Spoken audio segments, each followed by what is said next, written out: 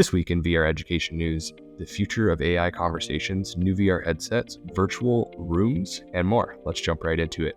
First of all, we have NVIDIA releasing this demo showing what it would be like to have an AI conversation with an avatar in a virtual space. And this demo is really neat for the education space because it could open up so many possibilities for practicing speaking and soft skills for students. Imagine learning French and being able to go into a virtual cafe in Paris and practice your French in Paris, or as a business leader, having a conversation with a whole group of employees and practicing the skills that you would have to have in those conversations. All of these things will soon be possible on a much more scalable platform using AI conversations like this. And it is clear that the demand is there because NVIDIA just reached over $1 trillion valuation. So there's definitely a lot of people interested in this technology and the other types of technology that NVIDIA is able to produce with their GPUs.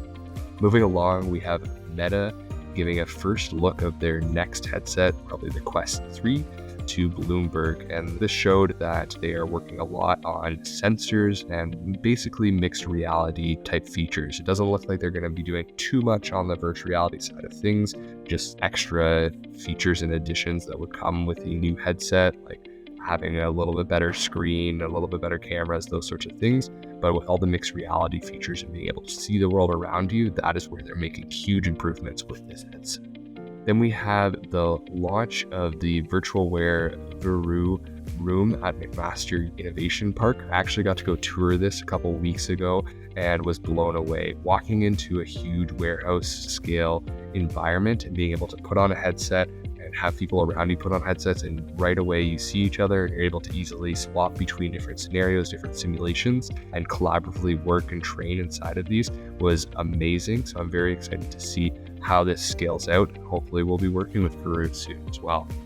Then lastly, if you are in the Toronto GTA area or you're attending Collision 2023, XpertVR will be there with a booth, as well as we're attending all kinds of different sessions, and we'll just be around networking and meeting new people. So if you're attending Collision 2023 at the end of June, please shoot us a message. We'd love to meet up and chat.